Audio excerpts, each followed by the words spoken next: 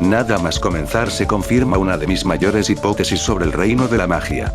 Existen múltiples fuentes que conectan este sitio con diferentes dimensiones, siendo una de ellas la que todos conocemos en el Santuario de las Reinas. Esto lo vengo diciendo desde el análisis a la batalla por Mewtwo. Yo pensaba que estas brechas eran intangibles o inaccesibles para los seres vivos, pero veo que ese aspecto estaba equivocado. O por lo menos se tiene que estar atontado por el reino de la magia para que te permita usar estos pasajes. A juzgar por lo visto en el episodio, parecen querer darnos a entender que existe una fuente por cada dimensión, aunque la mayoría de ellas no han sido encontradas todavía. La fuente que hay en la dimensión de Mewtwo habría sido hallada hace cientos de años por los antepasados Mewmanos, y en ella se habrían hecho los primeros contactos con Glossaryck. Esos Mewmanos construyeron esta fuente a su alrededor, y en ella hicieron estos grabados de ellos adorando a Glossaryck. Existe la posibilidad de que al inicio todo el mundo tenía acceso a la fuente para extraer magia pura si la necesitaban, o solicitar consejo con el propio Glossaryck. Más o menos como algo similar a lo que hizo Star en Resting Pudding. En años posteriores el acceso se habría restringido únicamente a la familia real, y se construiría alrededor de la fuente el santuario que ya todos conocemos. No queda muy claro todo esto de la fuente y el santuario en sus orígenes. En el libro de hechizos hay referencias a que podría haber existido una humanidad anterior a la primera reina, y ellos serían los constructores de este santuario. No vamos a entrar mucho en detalles que no vienen al caso ahora mismo, quizás en otra ocasión toquemos más a fondo ese tema. Ahora bien, como les decía, aparte de la que está en el santuario, existen otras fuentes en las diversas dimensiones del multiverso. Algunas fueron encontradas y usadas con propósitos desconocidos, y luego hay otras que directamente no se sabe dónde están. En el episodio podemos ver dos fuentes más aparte de la que conocemos. Una de ellas está en medio de la nada, y es evidente que nadie de esa dimensión sabe de su existencia. Observando el terreno, me resulta muy similar, por no decir idéntico al de una de las dimensiones que atravesó Star durante su trance en Deep Dive. Aunque no creo que tenga mucha relevancia más allá de demostrar que en efecto hay varias fuentes de magia y algunas de ellas no se han encontrado. Más adelante vemos que hay en efecto una que conecta con el santuario, y posteriormente la que más me llama la atención. Una fuente que da a un pozo de agua sellado. El agua en la superficie evita que se perciba la magia pura que hay al fondo del pozo. Dos preguntas. ¿Qué dimensión es esta? ¿Y en qué lugar concreto está este pozo? Apenas si se ven leves rayos de sol entrar por los agujeros de la tapa, por lo cual es imposible saber a ciencia cierta en qué dimensión y lugar se encuentra este sitio. Pero a diferencia del otro, este sí pienso que será importante. ¿Por qué lo digo? Si vieron la escena en cuestión, se habrán dado cuenta de que hicieron cierto énfasis en la toma de este pozo luego de que Star y Moon se fueran, acompañándola con un sonido misterioso. Esos son detalles sutiles que nos dan los del staff para decirnos que tengamos muy en mente este pozo para el futuro, porque algo sucederá alrededor del mismo. El que dependerá de dónde se supone que se encuentra. Pensémoslo bien, ¿qué otra dimensión hay aparte de Mewtwo que sea recurrente dentro de la serie? Exacto, la Tierra. Y no sé ustedes, pero ese tipo de arquitectura me resulta muy familiar a la que podemos encontrar en los pozos de la Tierra. Una cosa es segura y es que la Tierra también debería tener una fuente de magia pura, según los aspectos que mencionábamos anteriormente. Incluso podríamos decir que esta fuente de magia podría ser la que inspiró al mito de la fuente de la juventud. ¿Será esta entonces? Yo no lo dudaría. Hasta es probable que se encuentre en el mismo Echo Creek, solo que nadie se había dado cuenta por esa agua que tapa la magia como mencionaba anteriormente. Quizás lo utilicen para volver al reino de la magia en un futuro por ciertas razones. Será cuestión de ver.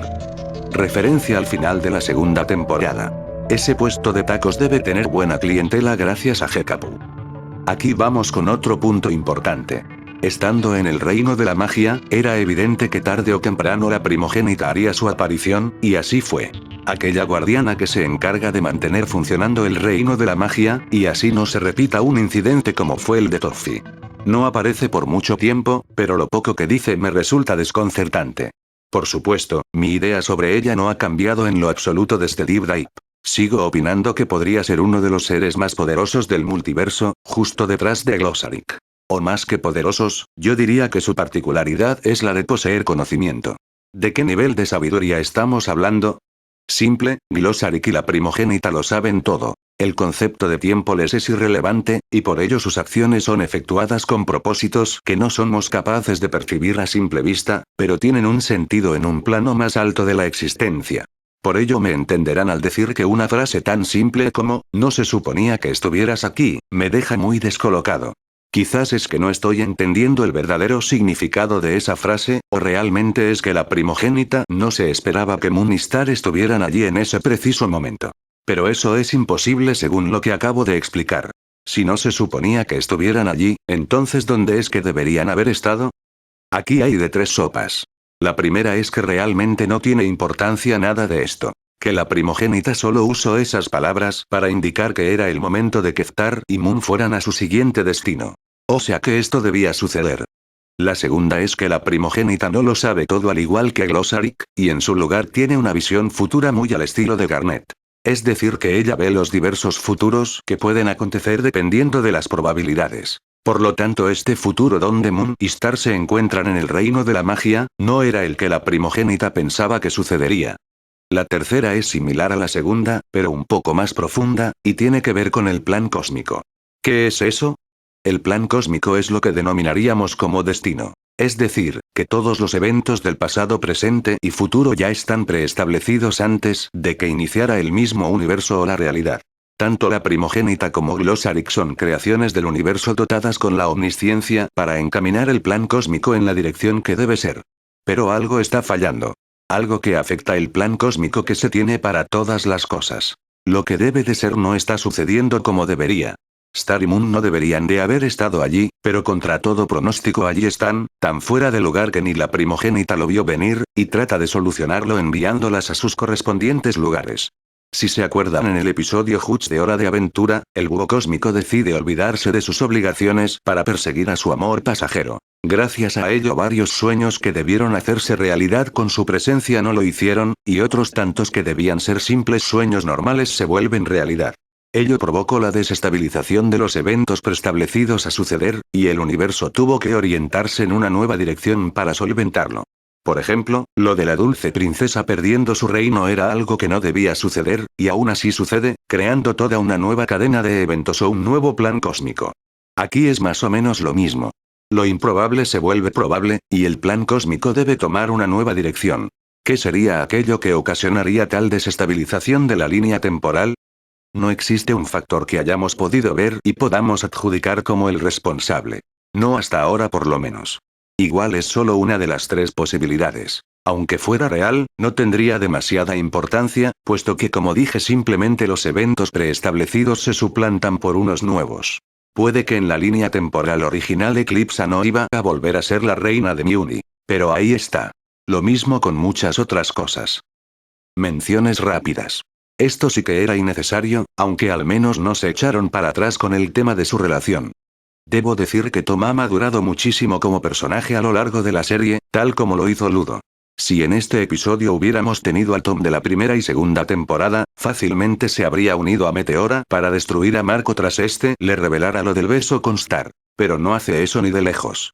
Al principio sí le afecta un poco y sale corriendo, pero luego regresa para proteger a Marco, porque sigue siendo su amigo. Nota su arrepentimiento, y sabe que no quiere arruinar la relación que tiene con Star. Más adelante vemos cómo va y abraza a Star y Marco como si nada hubiera pasado, porque es mucho más importante el hecho de que están a salvo. Entiende que lo que sea que haya sucedido fue por algo que se escapaba de su control y no lo hicieron solo para molestarlo. Tom ya le tiene confianza a Marco, y sobre todo le tiene confianza a Star como para perdonar algo que no fue con mala intención.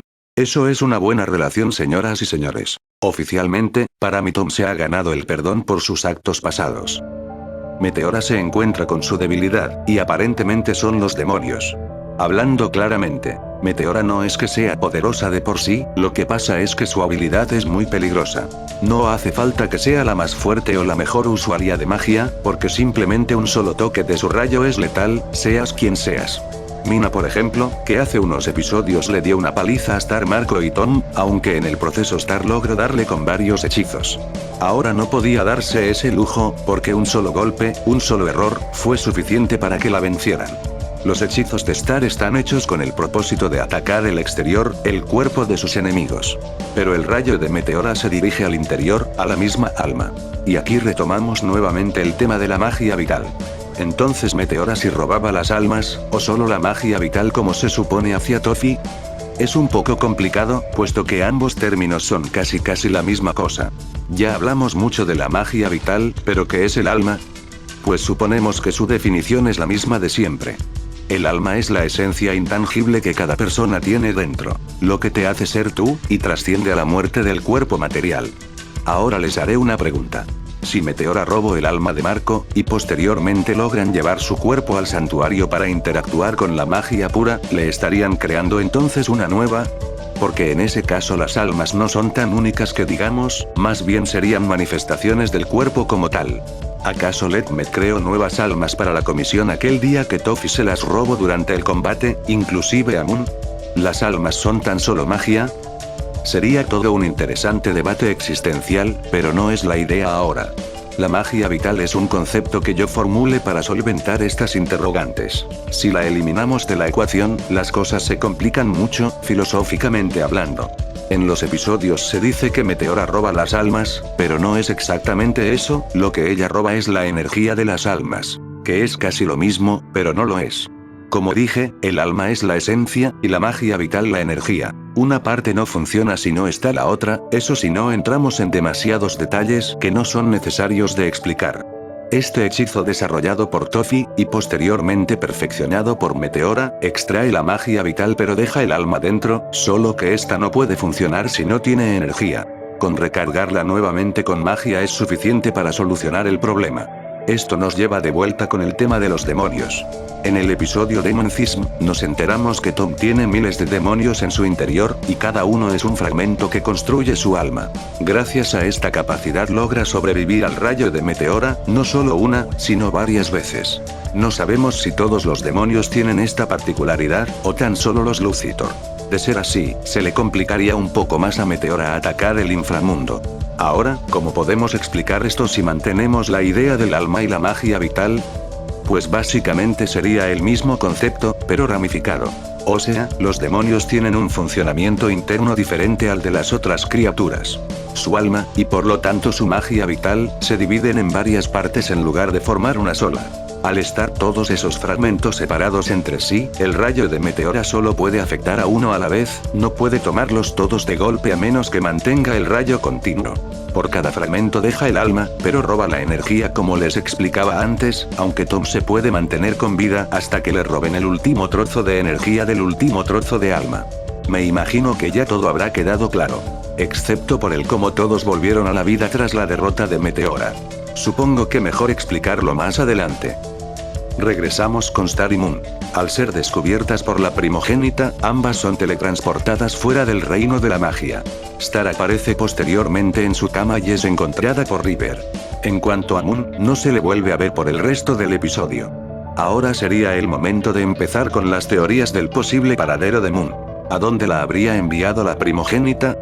Pero ya deben de saber que la cuarta temporada de Star comienza en unos pocos días, si no es que ha empezado ya para la fecha de salida de este video. Prácticamente todos aquí ya hemos visto los promos anunciándolo, por lo cual sabemos que Moon simplemente fue enviada a un sitio random de Mune y sin ninguna memoria, para ser encontrada por unos campesinos y contratada como chef. Esto nos permite saltarnos este paso del análisis. Aunque Hare menciona una curiosidad muy interesante. El reino de la magia pareciera que fuera un mundo de los sueños. Ya van varias ocasiones en las que hacen analogías o metáforas referentes a ello. Como que literalmente Star lo primero que piensa es que fue un sueño todo lo que sucedió con ella y su madre. Que la primera vez que llegó allí fue a través de sueños. O el hecho de que no puedas controlar tu mente al estar en dicho lugar, exactamente como cuando duermes. No lo sé, pueden ser solo pequeños guiños y curiosidades. Depende cómo lo vean. River aún es el rey de las águilas, y se lanza a la batalla contra Meteora junto a algunos familiares suyos de los Johansen, nada menos que el rey y la reina del reino Johansen. River posee una habilidad con su bastón que le permite arrojar un rayo hacia Meteora. Este ataque ya antes lo habíamos visto en Game of Thrones, ejecutado por otro miembro de la familia Johansen. Tal parece que es una leve habilidad mágica heredada entre los Johansen, que consiste en atraer electricidad de las nubes para concentrarla en un bastón o elemento cilíndrico, y posteriormente expulsarla en forma de una explosión o un rayo. Una referencia a la batalla por Mjolnir, cuando Star y Tom se dirigen al santuario para revivir a Marco. Esta escena hablando con el portero del santuario, es idéntica a la de Return to Mjolnir con Moon y Star. Star tomando el lugar de Moon, y Tom el de Star. Incluso este último reacciona de la misma forma al ver semejante locura. Lamentablemente para Star, la contraseña del santuario es un poco más complicada que solo decir buah repetidas veces. Hay que usar la entonación y ritmo correctos para que el portero reconozca la solicitud. Esta escena es fácilmente de las mejores que ha tenido la serie hasta ahora. No les miento cuando digo que siempre se me ponen los pelos de punta al verla, no falla. Incluso ahora pensando en ello mientras realizo el video. Solo quería mencionar eso. Reaparece el cuarto de los tapestres, aunque ahora el de verdad, ya que el que vimos por primera vez en la varita solo era una representación. Esperemos puedan repararlos, porque Meteora los rompió casi todos, exceptuando el de su madre por supuesto. Una mención interesante. Tal parece que el sistema de pasajes secretos del castillo fueron conectados a cuadros relacionados con el aspecto naval. El cuadro por el que Eclipsa escapa ilustra un barco, o tenemos también el famoso cuadro del capitán en el cuarto de Star. Que por cierto, si no lo sabían, ese capitán que ilustra el cuadro se trata del mismísimo padre de Eclipsa. Supongo que por ello habrá decidido poner ese tipo de cuadros para tapar las puertas secretas. Durante la pelea contra Meteora, Star utiliza varios de sus hechizos característicos, algunos que ha seguido utilizando, mientras que otros que habían quedado olvidados de la primera temporada. Entre los conocidos tenemos el clásico golpe narval, la nube de tormenta hiperelectrificada, el golpe cupcake, la aniquilación de fresas, golpe de corazones, y el lazo de fresas, que por cierto este hechizo no es de Star, es de Skywing, al igual que la estampida de Wernicornios. Entre los poco conocidos están la bomba de lentejuelas supersónicas, alucinación de Jelly Beans, y el golpe turbonuclear mariposa, aunque no logra terminar de conjurarlo. Star usa su forma de mariposa por primera vez para combatir, y podemos corroborar que en efecto dicha transformación potencia los hechizos, aparte de otorgar la habilidad de usar la magia sin varita. En los promos de la cuarta temporada vemos que Star ya es capaz de seguir usando magia sin varita aún sin tener la forma de mariposa, igual que su madre. Suponemos que aprender a dominar dicha transformación le ha permitido irse adaptando al uso de magia sin varita en su forma normal. A ver si nos muestran algún tipo de entrenamiento que ella haya llevado a cabo para lograr este cometido a inicios de la cuarta temporada, o que al menos expliquen un poco cómo lo hizo. Me encantaría saber cómo es que Star ya es capaz de hacer algo así, y Eclipsa no. Por cierto, me veo en la obligación de mencionar que la pelea es legendaria, fácilmente la mejor de la serie. Tranquilos, Star no le entregó su magia a Meteora. Aunque este aspecto es algo ya obvio teniendo en cuenta las anteriores menciones a los promos de la cuarta temporada. La escena es un tanto confusa, puesto que le dan un gran impacto a algo relativamente simple que no resulta trascendental ni mucho menos. Simplemente Star canaliza todas sus fuerzas en esa esfera de energía que le sale del pecho. De hecho, Moon hizo algo muy similar en su combate contra Toph al final de la segunda temporada. Con un descanso estará como nueva.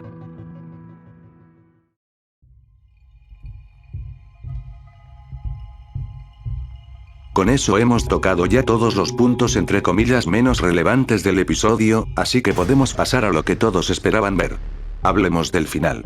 Vamos a comprimir toda la información de la que disponemos acerca de este interesante final, usando como focos a los personajes involucrados.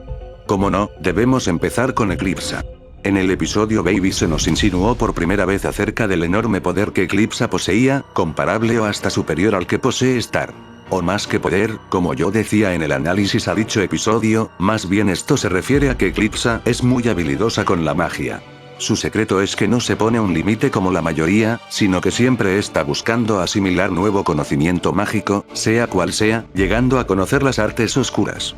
Aunque sea muy habilidosa, es curioso que nunca haya aprendido a utilizar la magia sin su varita. Supongo que nunca tuvo la oportunidad. Al no haber tenido la varita en todo este tiempo, desde que se liberó del cristal, no habíamos tenido la oportunidad de verla ejecutando esas maravillosas habilidades mágicas que se supone tiene. Pero eso se acabó con este episodio. Star ya no tiene fuerzas para seguir luchando, y solo es cuestión de tiempo para que Meteora se recupere del gran golpe que recibió y acabe con ella. En ese momento aparece Eclipsa, quien toma la varita de la mano de Star. Al cambiar de dueño, esta inmediatamente retoma la forma de la varita de Eclipsa, el paraguas. De nuevo es capaz de usar sus conjuros de oscuridad, los cuales son ingeniosamente destructivos. La mayoría no hacen daño físico siquiera, su verdadero propósito es el de jugar con la mente y el alma de las personas. Eso es lo que hacía tan temida a Eclipsa, y parece que la manzana no cayó tan lejos del árbol en ese sentido. Por ejemplo, tenemos el hechizo Midnight Shriek, del cual se nos habla en el libro de hechizos. Su funcionamiento es el de crear un pensamiento en forma de un sonido que congela el alma de las personas afectadas, impidiendo que puedan arremeter en contra de Eclipsa. Aunque parece que Meteora logra resistirlo. Después de eso utiliza simples golpes de energía muy potentes, para rematar con Black Velvet Inferno, uno de los hechizos más sorprendentes que hayamos visto en la serie. Lastimosamente debo decir que este hechizo no posee una descripción presente en el libro de hechizos, con lo cual su funcionamiento sigue siendo incierto.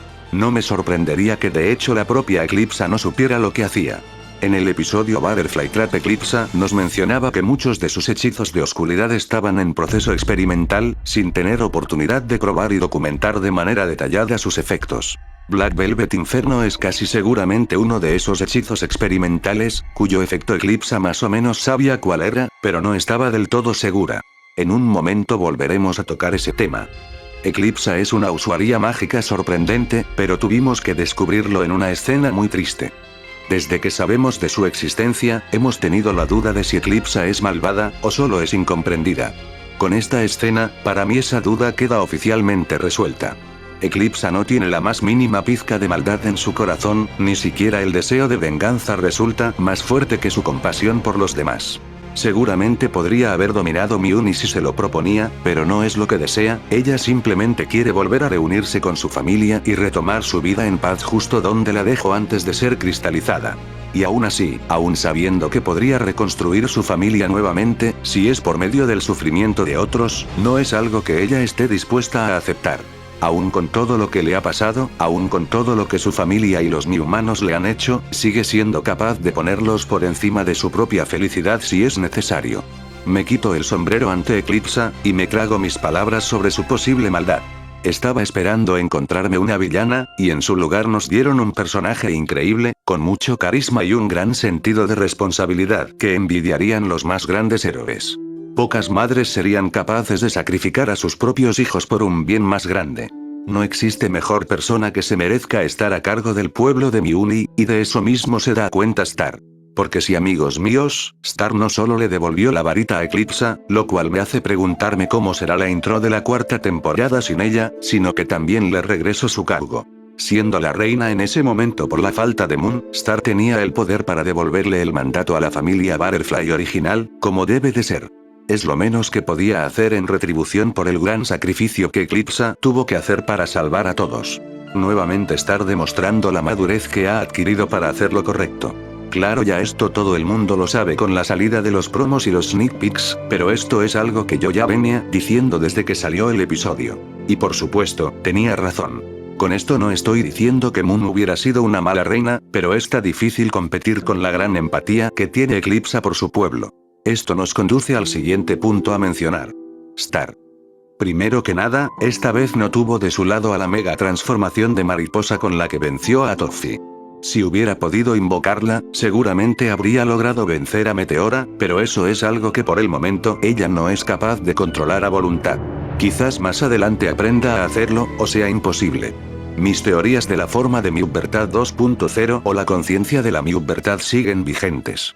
Por otro lado, ahora que Star le devolvió la corona de Miuni a Eclipsa, y sus privilegios reales quedaron revocados, ¿será posible que ya nunca tenga la oportunidad de ser una reina de verdad? Técnicamente ni ella, ni Moon, ni nadie de su familia tiene ahora ningún derecho sobre la realeza de Miuni, a menos que Eclipsa les restituya el cargo o adjudique ciertos rangos de poder. Es muy probable que ocurra algo así. Sin embargo, hay algo que me hace pensar en la vertiente contraria. A lo largo de este video ya he hecho varias menciones al libro de hechizos, del cual tengo el privilegio de contar con una copia en mi poder. Junto con las otras reinas que se mencionan, Star cuenta con su propio capítulo dentro del libro, y curiosamente, también tiene un título y una descripción. Dice así: Star la subestimada, fue reina por solo 4 días. Su única decisión en el trono, fue entregarlo todo.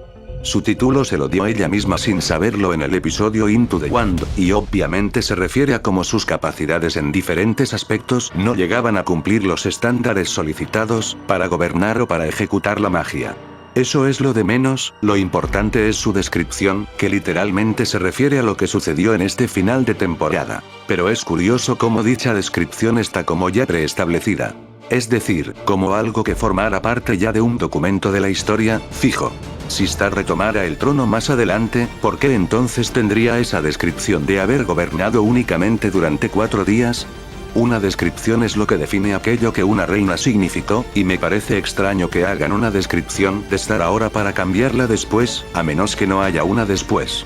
No sé si entenderán a lo que me refiero. La verdad, ni yo mismo estoy seguro de lo que estoy diciendo. No me hagan mucho caso con respecto a esto, pero hasta que no se demuestre lo contrario, voy a tener esa espinilla de duda clavada. Pero si así es, ¿qué será entonces de Star Butterfly? Por último, hablemos de Meteora. Pienso dejarlo claro de una vez. Ni de broma Meteora ha hecho un mejor rol como villano de lo que hizo Toffee. Ya no es que yo sea fanboy suyo, es que no me pueden negar que Toffee tuvo mucho más impacto y se desarrolló de mejor forma que Meteora. Meteora es un villano que salió de último momento, en cambio Toffee antagonizó un arco que duró casi 2 temporadas completas. Y no olvidemos que el verdadero detonante de todo el caos que Meteora pudo ocasionar fue su habilidad para robar energía. Literalmente fue a lo bestia hasta el castillo y acabó con todo el mundo gracias a ello, no planeó nada, no era la más habilidosa en combate ni la más fuerte, todo fue por ese rayo. En cambio Toffee todo lo hizo solamente con su cerebro, y solo con eso logra llegar incluso más lejos que Meteora. Porque acabar con casi todo el reino Butterfly es algo que afecta únicamente a Miuni, pero destruir la magia como lo hizo Toffee afecta a todo el multiverso. Que lo revirtieran es otra cosa, el punto es que lo hizo, y de mantenerse podría haber habido consecuencias inimaginables. No voy a negar que Meteora hizo bien su papel en estos últimos episodios como antagonista. Pero el top de mejores villanos de la serie lo sigue dominando Toffee, y a estas alturas creo que ya nadie podrá quitarle ese puesto, ni siquiera aquel que está cristalizado en el templo de monstruos. No nos desviemos del tema, eventualmente hablaremos del príncipe de la oscuridad. Entonces, Meteora logra robar la energía de las almas de casi todos los humanos del reino, y acaba llegando al castillo para enfrentarse con la reina Star y posteriormente su propia madre. Ella es finalmente derrotada gracias a los poderosos hechizos de Eclipsa, y sobre todo el denominado Black Velvet Inferno. Por un momento parecía que Eclipsa había matado a su propia hija, pero luego nos sorprenden con que se había convertido nuevamente en un bebé. ¿Qué demonios pasó aquí? Como les decía, parece que Eclipsa no estaba muy segura de lo que sucedería al usar el Black Velvet Inferno al ser un hechizo experimental. No me malentiendan, ella sabe para qué hizo ese hechizo, pero al no haberlo probado mucho, había la posibilidad de que no actuara de la forma que ella esperaba si las condiciones no eran las adecuadas. Su hija en ese estado ya estaba rota por dentro, y como la situación era apremiante, digamos que decidió arriesgarse en un juego de probabilidades. Si salía bien, podría recuperar a su hija. Si salía mal, sería el fin de Meteora, aunque al menos salvaría a Miuni.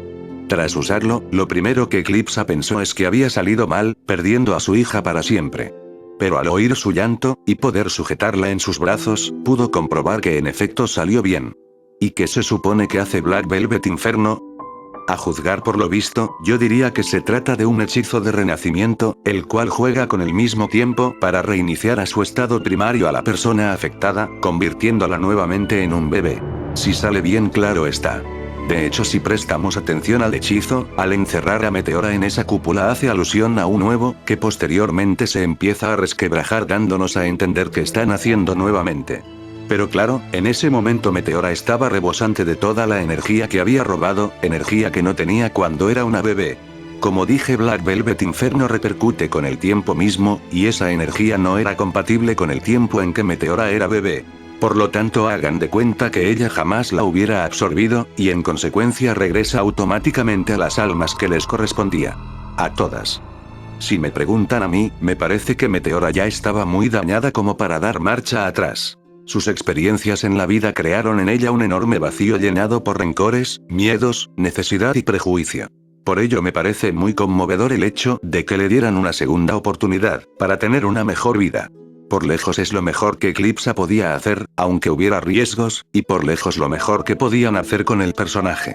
Ahora supongo que el resto de la serie será un bebé, con lo cual queda fuera del espectro de sucesos posteriores, exceptuando lo de los 4 símbolos que ya es pan para otro día.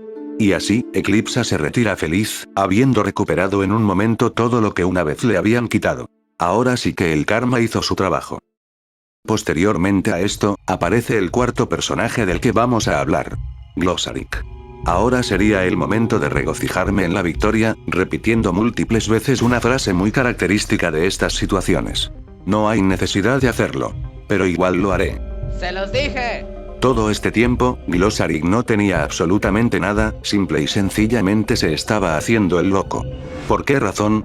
Porque así es Glossaryck, y ya deberían de saberlo a estas alturas.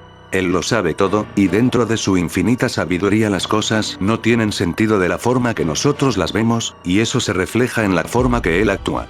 Sus acciones demuestran cómo para él nada tiene lógica, pero sí la tiene a su vez, de un modo diferente. Es la mejor manera en la que pueda explicar un concepto así. Si quieren buscarle un sentido a lo que hace Glossaryck, tienen que verlo de otra forma. No pregunten por qué actuó como perro todo este tiempo, pregunten para qué lo hizo. Un modo de causar efectos de forma disimulada, y eso nos lleva a la palabra que estuvo pronunciando. Glabgor. Nadie, y repito, nadie que yo conozca se imaginó que dicha palabra tuviera algún significado real, y yo mismo me incluyó en ese saco. Ahora imaginen la sorpresa cuando Glossaryck se incorporó nuevamente, y nos revela que esa palabra se trata del nombre del esposo monstruo de Eclipsa, y nos la estuvo echando en cara durante meses sin nosotros saberlo. Él sabía que todo esto sucedería. Su insistencia con dicha palabra es un modo de decirnos que es algo muy, pero que muy importante, y nos lo estaba avisando a su manera. Ignoremos el hecho de su cambio de voz, que tiene que ver con aspectos que no deseo mencionar. Luego de soltar esa bomba, simplemente saca un paraguas y se va. Con Eclipsa presumiblemente, ahora que es ella la reina y no Star ni Moon. Se dice que todo esto fue un plan suyo para volver con Eclipsa, pero yo dudo severamente de esa posibilidad.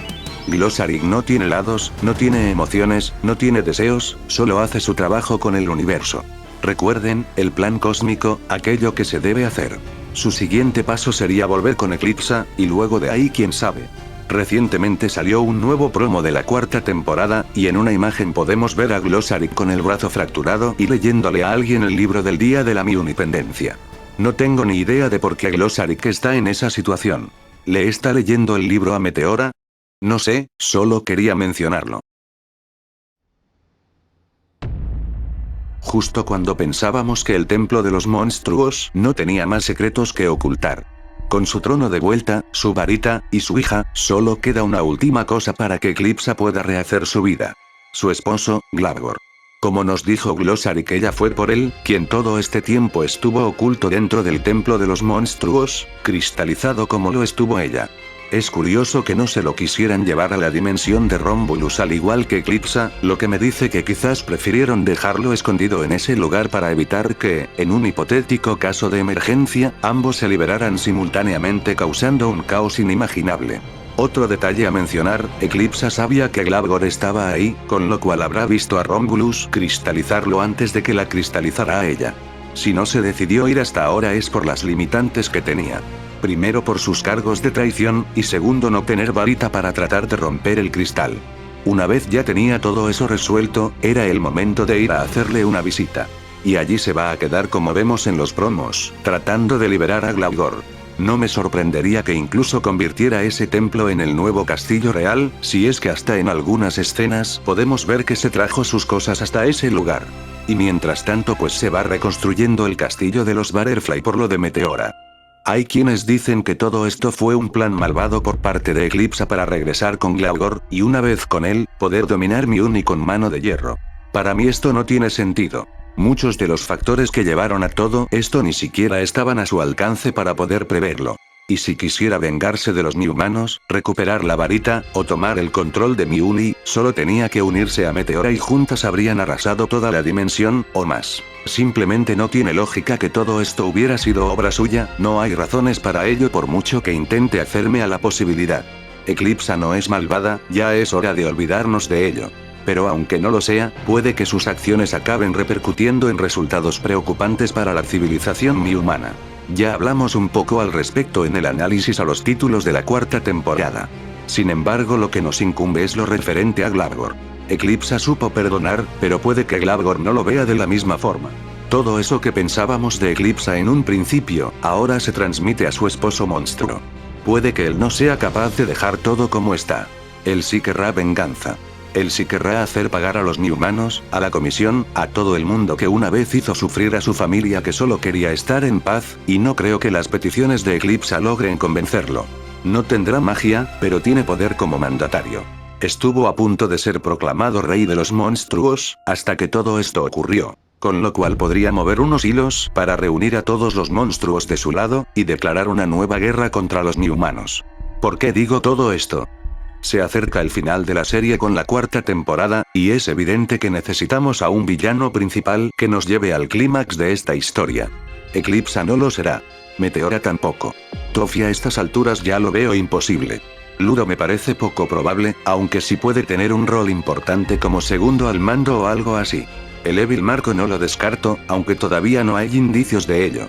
Sin embargo, se nos está advirtiendo mucho con respecto a Glabgor, y no sería así si no fuera porque va a marcar un punto muy álgido en la serie.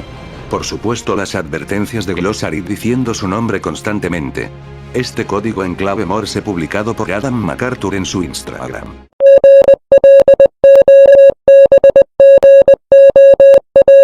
Al traducirlo dice la palabra Glabgor.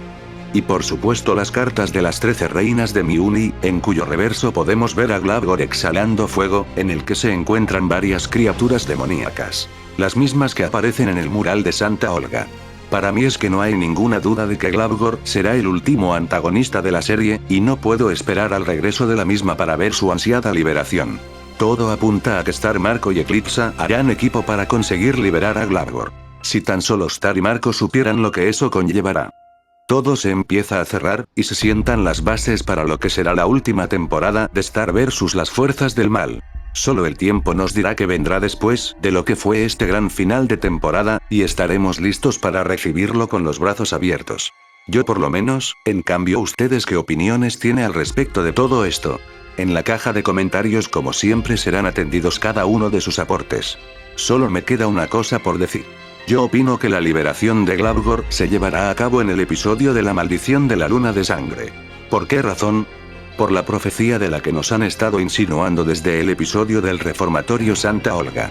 Ya sabemos que el mural del techo hace referencia a Glabgor y su ejército. Mientras que el grabado del suelo parece que represente a la luna de sangre y la unión de Star y Marco. Una profecía que nos habla de que ambos eventos estarán relacionados. ¿Quién sabe?